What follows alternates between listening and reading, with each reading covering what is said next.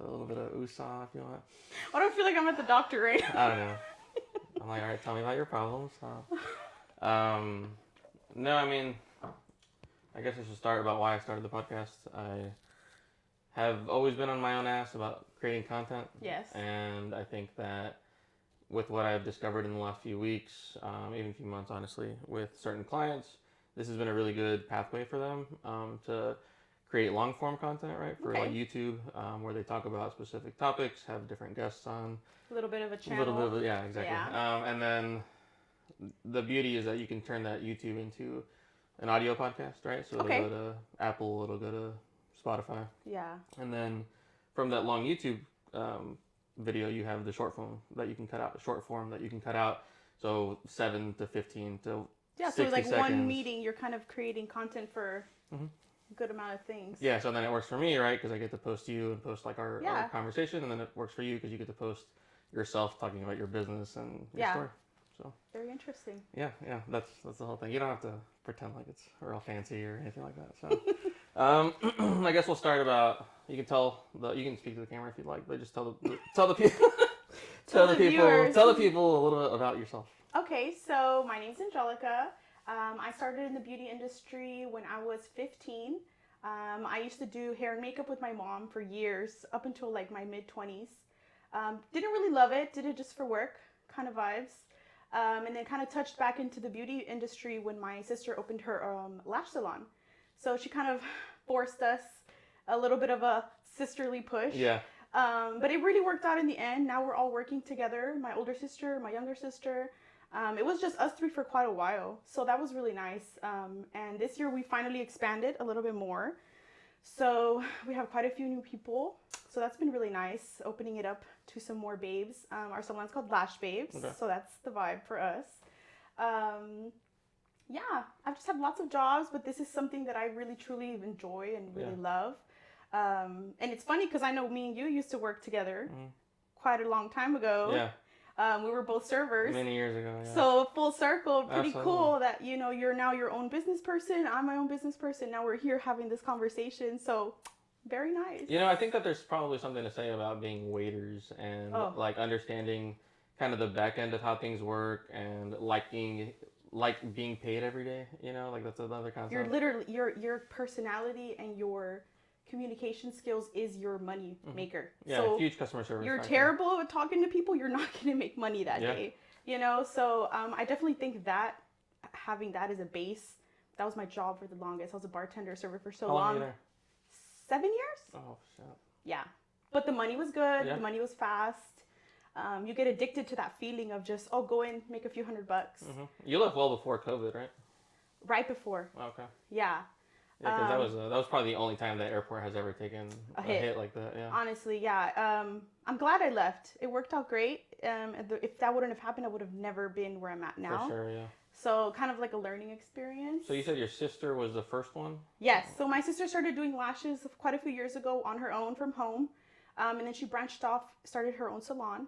My younger sister had graduated high school and college and started working there part-time. And I was the last one to get dragged in. Oh, wow. I thought you were the first one. I was fighting it, yeah. I don't know if you remember, I was doing teeth whitening. I do remember that. That's how I actually started my business, just teeth whitening only with my coworkers, my friends, family.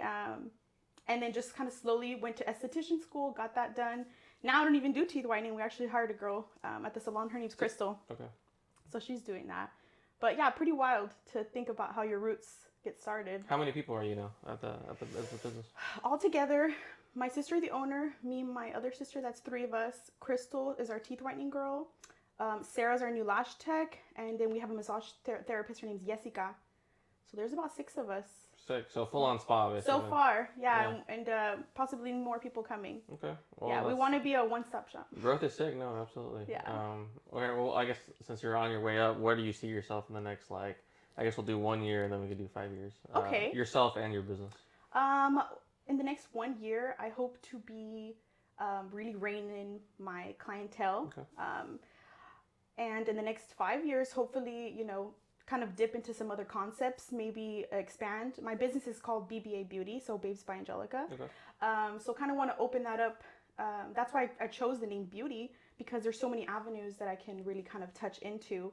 And I still feel really young. Like I feel like there's so much You ahead can of still me. try a bunch of stuff out, and Yeah, and I love trying things, and even if I fail, now I know how not to do it. yeah, You know, yeah. so kind of just going through that.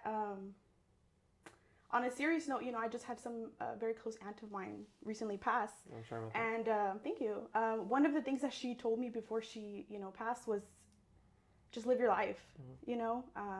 Enjoy yourself. Don't be embarrassed. Like be yourself. Yeah. At the end of the day, like our time is limited, so yeah, I just feel like I'm at the point in my life where I'm just enjoying the process, and there's just so much to come. You just don't know, so just kind of like leaving my mind open to that. Yeah, yeah. I think as business owners, I frequently find that we struggle to think about 5-year increments because sure. shit. Because 6 months feels like Even next week, you're like, oh my god, what do I have I'll going find out, on? you know? Exactly. So I mean, and your mindset about failure is very healthy as well because you need to have that. I mean, like especially in a very fast changing environment. Right? I mean, how Yeah. fast changing is the beauty industry? Very fast. Very I mean, quick. yeah, There's a so- new trend. It's on. You have to be on it. Like Yeah, if you're not licensed, someone else is going to get licensed for it immediately. Correct. So, yeah. yeah, I think it has to be your mentality in it because if not, you get stuck behind. Because there's Yeah. businesses that are still beauty businesses, but they're not doing any of the new stuff, and they have their A little more clientele. antiquated. People get Um, stuck in their ways. I just think it's definitely important to be open minded. So yeah, I like it. I love what I do. Sick. I do. So getting paid and making money is just a plus side of it. It But has to be. Yeah. I go into work, all my other jobs, I had to wear scrubs. I was a dental assistant. I had to do, the work clothes, the blue dickies, polos, and yeah. the blue collar up to here. So, like, I love getting glam for work. I love putting on my heels for work. Like, that is part of the being your own business owner, Yeah.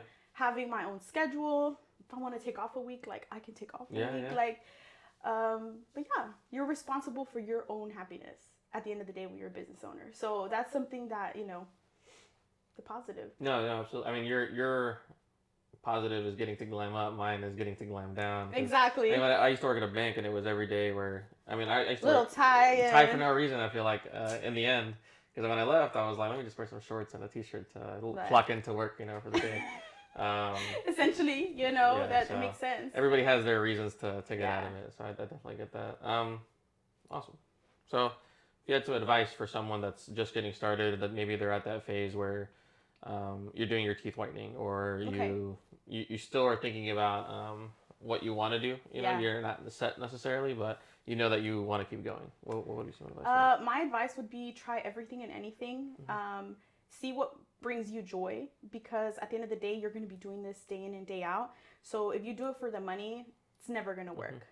So definitely try everything you can, so you can really see what you're good at, what you enjoy, and then focus on those things. Even if it takes you, 6 months to a year to build on that, and then you just gradually keep adding to your services. At the end of the day, it's all about growth. Yeah. So growth is never fast, and if it's fast, it's not good. Absolutely. So slow and steady is always best. And then you want to do things good. That's at the end of the day, that's what I feel like my clients like me, is because I'm very genuine, I'm very honest, and I have this work ethic where I'm like, I want to do things right. Yeah. And that's what it comes down to most of the time. You go get your car changed, you go get, things done. You want things done right. Yeah. So, yeah. Yeah, the people in your life that do any task, right? You want them to be passionate. Maybe not passionate, because you're not going to be passionate about everything. Yeah. But you want them to be the type of person that's going to do their best no matter what situation they're in. Because more than likely, if it's not like exciting, they're on their way up to do something bigger. Correct. So It's on the back burner. even at Papa's, or sorry, I'm not going to mention Papa's. Beep that out. That's gonna be funny. Even at that place, it was do your best. It was you never know who's watching. You never know what your next steps are gonna be, and that was just a mentality that that I adapted into every job, and even now. Right? You know what? I'm not gonna lie to you. That is actually one thing that I did take away positive. My old GM, his name was Marco. He hired me there. Yeah. Correct, man. He just instilled this work ethic into me as well. Like my dad, thank God, but he just made me feel like. You got to present yourself in such a way that people just are drawn to you. And he was so passionate about his job. It made me be passionate about serving, So I think finding those key people in your life that really kind of form you to be the person that you are in the long run, from every job or every place that you come to, it really kind of resonates with you. Yeah. And then you end up becoming like this mixture, and then you bring your own kind of like little Flair taste into it. Mm-hmm. Yeah. So I feel like that's the thing again.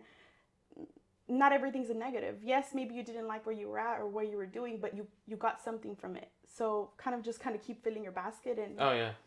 No, Yeah. I definitely feel like that about my job history, where I almost hated. I wouldn't say I hated most of my jobs, but they were not. We something can say I it. Nobody to do, knows. right? Yeah. But even what you said about Marco is completely true, because I feel like my interview with him was very short, but I could tell that his objective there was to have success in the business, Oh, right? correct. Like it was just like have pride in no matter what you're doing. Mm-hmm. And I think that a lot of people that work there kind of have that same Yeah. mentality, or that stuck with them as well. So. What was my question for that? I can't even remember. I don't know. I'm what just having a prompted great that. time But right now. Absolutely. I like that. Okay, so what about business advice in general? Like, once you have your business, what would be a good piece of advice for someone to grow even further than that first Invest. phase? Okay. Invest in yourself. At the end of the day, when you work for other companies, you're putting yourself into that company to make them better. Mm-hmm. But the best part about having your own business is you're investing into yourself, so you're only going to succeed more. Yeah. Whether it be in trainings, whether it be in reading books, doing things that keep your mental health positive, because at the end of the day, that's what's really important. So for me, like sometimes these trainings are expensive, like $2,000-$3,000, and you're just like, I really want to do this, but at the end of the day, you're feeding yourself. So if you're continuously investing in yourself and believing in yourself, whether it be financially with these trainings or things like that, you can't be afraid. Mm-hmm. Money comes and goes. It's gonna come back to you in another way. But I think investing in yourself is the best thing to do. Don't be afraid. Put it on a credit card, pay it off later, or save up a little bit from each month, and then be like, okay, every 3 to 4 months, I'm going to take a training. Yeah. So that's kind of like what I like to do. Every 6 months, I tell myself, okay, I want to start something new, or I want to kind of tap into something else, and just take your time. Really do your research, and make sure that you are, whatever you're tapping into is not just for the money, like I said. So investing in yourself is important, but also try not to just be like everybody else. Be you. Yeah. Because that's what attracts people. I'm really goofy, and sometimes it's a little outrageous, but my clients like that, and I attract that person. And so then when my clients come, it's kind of like we're chit-chatting, we're having a good time, and oh, by the way, while you're here, let's do your brows. So investing in yourself, being happy with yourself, going to the gym, doing things that make you happy, because then you're just kind of emitting that energy. You bring that vibe. Yeah, like even today, this interview, like, awesome. I'm so glad that you were able to invite me and have me here, and like we're able to kind of have this little back and forth with our own experiences. So yeah, you invested in yourself. I'm sure all this equipment here is pricey, and when you were probably first getting things, you're like, oh, what am I doing? But now look at you, full circle, dude, and you're still just starting. It's that consistent. Absolutely, that's how it feels. That it's just the beginning still, and it's that consistency aspect of it where you buy one thing here, you buy one thing there, and it's really just an investment. I think that goes into like the mentality as far as people paying for personal trainers and it being like real expensive. That the more expensive you get the trainer, basically, the more likely you are to keep going. Correct. Because you're it's keeping you accountable. Absolutely, because you're not just like, it's free, or I'm just wasting time, or $10 or whatever. It's I'll go tomorrow. Absolutely, it makes you really second think that and say, okay, I'm investing in myself. Let me respect myself as such. Yeah, and we do so much for other people because, you're a nice guy, I'm a nice person, and you do so much for other people, but it's like, you need to do that for yourself because then you have more energy to continue doing that, And I'm sure you're sleeping at night and you were like, oh man, that equipment in that room, like I got to make it work. Yeah. Even props to you for starting this podcast. Like it takes guts. Well, I'll tell you what motivated me was I saw this statistic that said, and I don't even know if it's true, honestly, because It's true. I've been trying to look it up since, and I haven't found the exact one because I saw it like on Twitter or something, and it was like there's 4 million podcasts. I used to say 9. I found out the number's 4. There's 4 million different podcasts that we know of that we know of. Yeah, exactly. Maybe 9. So we'll talk about that later. Out of those 9 million, 80% don't make more than one episode. Okay. So you can imagine how many people were like, I want to start a fucking podcast. And they start a podcast, they have one episode, no game plan. And that's it. And then they're just like, I'll do the next one next week. And then that just keeps... And you know how 1 week goes. And you know what? At the end of the day, it's really just us feeling like people are judging us. Yeah. But it's all in your head. Like... Well, yeah, the first episode, I felt like I was going to make it... Like, it feels like you're making it more for a local crowd, but you never know who's going to see it. Like, someone Yeah. in Michigan, shout out Michigan, I don't know why, they may see it and be like, I resonate with this guy, you know, he's a Little business H-Town owner. flavor. Who knows? Yeah, mix it up, chop and screw our voices or something. We should do a little mixtape. So then out of those, yeah, that would be sick. Out of those percentages, then another 90% don't make more than 10, and then out of those, another 99 don't make more than 21 episodes. So I tasked myself. It was a challenge. I was like, plan out 22 episodes. Okay. And Hey, get it 22 done. is a good number. Yeah, I like it. Yeah, so it just made sense. I was like, then we're in the top 1% of content. Even if nobody's watching us, we're in that 1% of people that Yeah, have and the you know podcast. what? I feel like content and creating and doing these artistic things, because at the end it is an art. You're creating this thing that is just yours, your baby. So like, whether you get views or not, that's not what's important. At the end of the day, it's like you kind of expressing your creativeness and you know, you even just choosing people to kind of be in your episodes, that's really nice. Like, you could have literally just done a whole podcast talking about yourself. Yeah, like, you know, true. Which I'm sure you have a ton to talk about. I'll do several you know, things like that. But I think that's probably where your success is going to come from, and that you do have so far, is because you are more of like, I want to see other people succeed, and hopefully in the same time I'll succeed as well. Yeah. So, you know, you get what you put out. Yeah. So I appreciate that. Well, that's true. Yeah, I was going to touch on it earlier because I have the way that mine works is you'll be talking and then I'll think of, all right, I was like, I really want to, or don't forget that, and then you'll talk about something else. You're like, oh fuck, this is also it's really called good to talk ADHD, and I do have it. I have it severely, absolutely. Oh, high five! ADHD vibes. Yeah, well, let me get my medicine real quick. So the thing I was going to touch on was you attract the clients that you bring out. And that's hard to really understand at first because you're like, I want to appeal to everybody. I want everybody to like me. I want, you know, and that really ends up working against you because in the end, if you, or let's say like myself, like if I were to really focus on the business being a very uptight, I don't want to use the word uptight, but something very corporate, not very friendly. Let's call it square. Yeah, square style. Square style. Shout out square.com. That's a benefit. You end up attracting clients like that, right? People that only want to be serious, that don't want to have fun, that don't really have any. Very like structured and. And I can imagine for you that's killer because you're like when you talk to clients, it's not over the phone or an email. You're in their face. Yeah, you know? literally. So if you have someone that's square, right? You don't want them to square up your vibe, or you don't necessarily want to deal with them on a regular basis. Well, I feel like I'm a chameleon when it comes to that, though. Well, I feel like you're like that too. Well, that person may feel like they are more extroverted, you know, Correct. like they may not actually be extroverted, but you're attracting the type of person that pushing thinks it out of them. That's doing it, you know. But you don't want someone that's like, you speak Spanish? Yes, I Like you don't want anybody like amargado to come and to bitter that up means your sour, vibe. bitter, Yeah, guys. so Dora the Explorer vibes, yeah. But for non-Espanol speakers. Espanol. That's a perfect example of just attracting people into your business that you really want because that's going to build your long-term clientele. You know, like all those people that you are resonating with, that you make laugh, that or think you're silly. Hey, go check out Angelica because she does my lashes and she does a great job. She's a good vibe. Yeah. You know? And like for me, word of mouth has been the sole growth factor for us. Like we don't really do additional advertising, not because we don't believe in it, but just because, like what you said, we want to see a lot of people succeed. Yeah. And sometimes we don't treat ourselves that way, where we're like, let me put myself on the back burner. And it's almost kind of like a challenge. Yeah. Like I want to see what I can do with my own power of attraction. You know? Yeah. I mean, like I want to practice what I preach, right? So like, exactly. One of the things I want to do is, this is the first time I've announced it so far on the podcast, but I want to do a challenge, right, for small businesses where it's basically 90 days. The total thing is 90 days, but it's 3 30-day challenges. Okay? 3 30 days. Okay. I'm going to try to say it. Break it down. Break it down, yeah. A little bit. The first 30 days are all about self-discovery and introduction. So like for yourself, if you were to do it for your business, it would be like, what's your mission statement? Do you have a mission statement right now? I think I have one written down. Okay, well you should know it off the top of your head now. Ignore that. Wow. Sorry. I was working on it. No. Yeah. So I've been working on mine. Right? Everybody's working on their stuff, but like it's mission, it's values, it's audience, it's making sure that you really have an understanding about that stuff because that all plays a much bigger factor into your brand than like the colors that you choose or you know, stuff like that. So first 30 days are that. It's understanding your business, understanding where you're at, as well as introduction to different softwares and different social media stuff. Like using all of your advantages. Yeah, like you're on Google? I am not. So you need to be on Google. Okay. Because sorry, Dad. Absolutely. Yeah, no, sorry. I didn't even say absolutely. No, you're good. Because Google is king of SEO, right? Yeah. Do you know what SEO is? No. So it's just nod and smile. No, absolutely. Because a lot of small business owners are in your situation, right? Where like I feel like all the stuff I know, most people should know already, or like they do all know, but they don't. Like they Yeah. have no But this clue. is like your niche. Exactly. So I'm you're I'm like, so deep in it that I forget what is common knowledge you and mean what you is not. don't know? Yeah. So what are you talking about? Get off the podcast. So SEO is search engine optimization, right? Okay. It's whenever you search for lashes in Pasadena or Houston or whatever, you want to be on the top results, I right? see.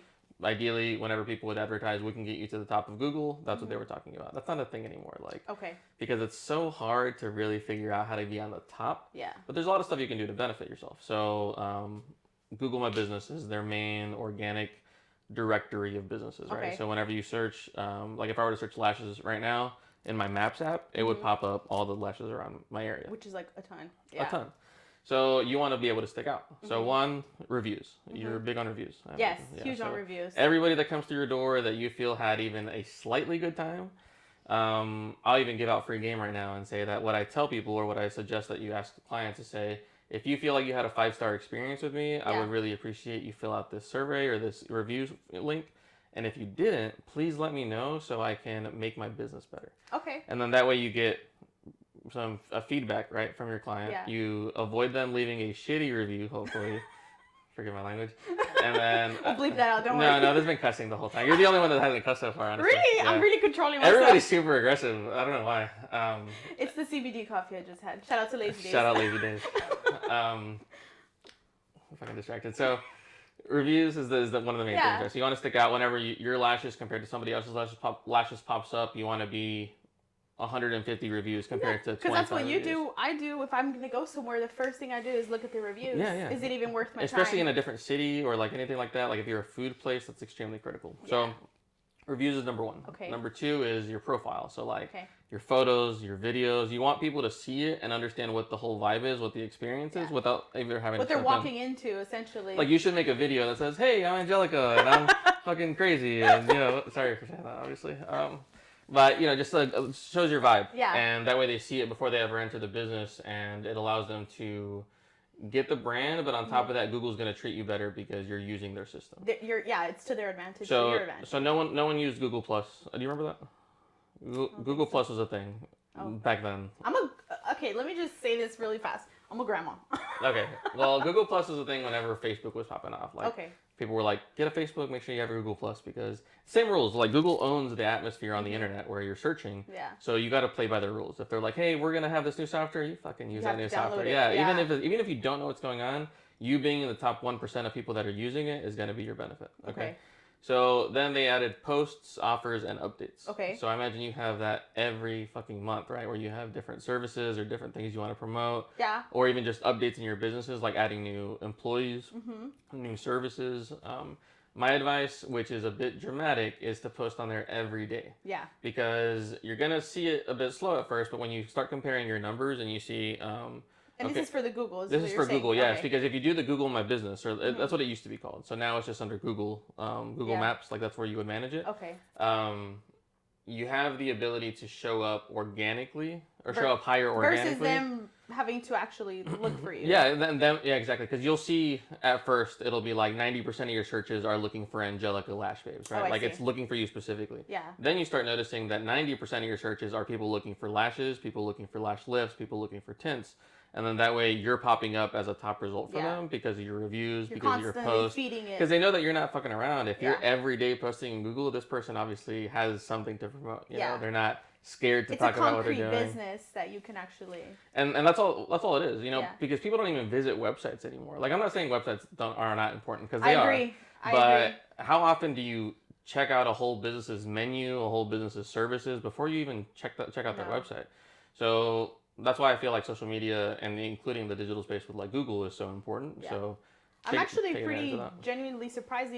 At this point, even now 3 years in, the only place I really truly promote is on Instagram. I just started doing a Facebook business page, kind of pushing on there. But yeah, all of my clients have been all from Instagram, all from referrals. And then just now, Facebook actually I've noticed it's more of a Hispanic culture.